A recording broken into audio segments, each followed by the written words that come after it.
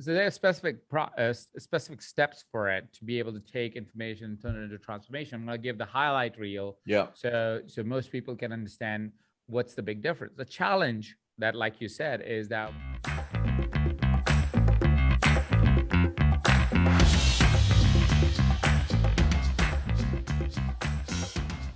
now somebody will listen to this podcast. They'll be like, "Oh, great podcast, 5-star review. Leave a great note for Kien, and Kien's awesome," and they'll move on. And that's good. Good first few steps. You should go ahead and do that. Everybody that's listening to this podcast. But here's the difference between somebody that listens to the podcast and that actually leads to transformation. The difference is you listen to the information and then you say, what is it that was being said and what did I understand of it? Mm-hmm. And that's the first step, is to draw. And you can do this even and it's a great, beautiful note-taking exercise. If you are taking notes while listening to the podcast, if you're driving, if you re-listen to this podcast later and you take notes, you want to do it like this. You want to take a piece of paper and on the left column, draw a line in the middle. On the left column, write what you hear. So say you write, Kien said blank, right? Mm-hmm. And on the right-hand side, say, what did I understand of it? Yes. All right.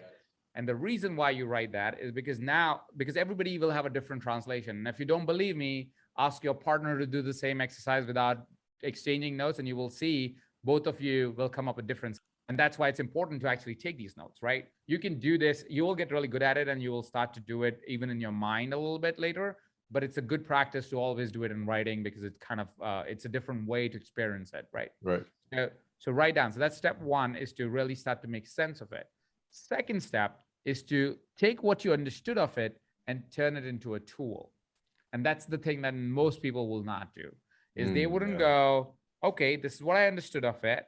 What is it that is a tool here? Like, for example, we talked about, hey, organizing your mind. We talked briefly about that. It's like, hey, how can I make that a tool? How can I bring awareness to my mind to be able to see and observe my thoughts when I have a negative thought? And how can I turn it into a tool, right? And a personal tool, something that is real for me.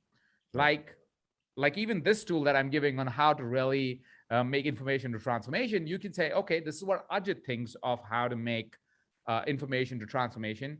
What is my tool? Something that is real to me, something that I will end up doing because it's more inherent to me. Ajit says, write it down, but maybe for you, it's a different way of approaching the whole thing, right? You might want to take a mental note. You might want to sing it up. Yeah. Yes, you may want to draw a diagram out of it. There's so many things that you could do, but that's personal to you.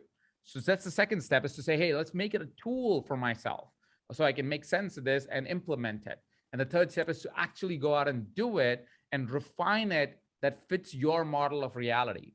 See, we all have a model of reality. We all have inherent habits. We have inherent beliefs, inherent systems within us that govern our day-to-day autopilot world. And when you're looking for a transformation, you're basically saying, I'm going to make a dent in my autopilot world. That's really what's happening, right? A transformation is a change. A change is you saying, hey, this is my reality. I'm going to change it a little bit because I like what is on the other side. So now that you've chosen that, okay, I want to have a different reality. It would mean that you're about to break the mold. You're about to break your structure that you so love because that's your identity. That's your life, right? So take that mold and now find a small dent that you can make. And that's the problem with habits. I hope you enjoyed that episode of the Thrive State podcast. And if this podcast is bringing a lot of value to you, if you find that your life is just improving with this podcast, that your life is getting to the next level, please consider supporting it. And here's a few ways you can do so. You can do so by liking this video and commenting on this video, and also sharing this video with your friends and family. Another thing you can do is go to ratethispodcast.com/ThriveState. Go ahead and leave us a 5-star review there. It will really, really help this show grow. And this will give me more time so that I could actually give more content to you, just like you got in this episode. And if you haven't already picked up a copy of my book, Thrive State, Your Blueprint for Optimal Health, Longevity, and Peak Performance, you can pick it up now. It became a #1 new release in longevity. Go to thrivestatebook.com. And if you enjoy the book, please consider leaving us a review as well. And the last thing you can do, if you're liking everything here and you want to work more closely with me as well as my team to get you into the Thrive State, go to kienvu.com/accelerator and consider joining the home course, the Thrive State Accelerator. It's really the course that I use. It's the concepts that I use personally when I work with CEOs, celebrities, and my high-profile clients to get them to the Thrive State. Again, the Thrive State Accelerator at kienvu.com/accelerator. And because you're a listener of this podcast, I want you to save 25% by using the coupon code podcast25. I hope we continue to give value to you. And remember always, you are your best medicine.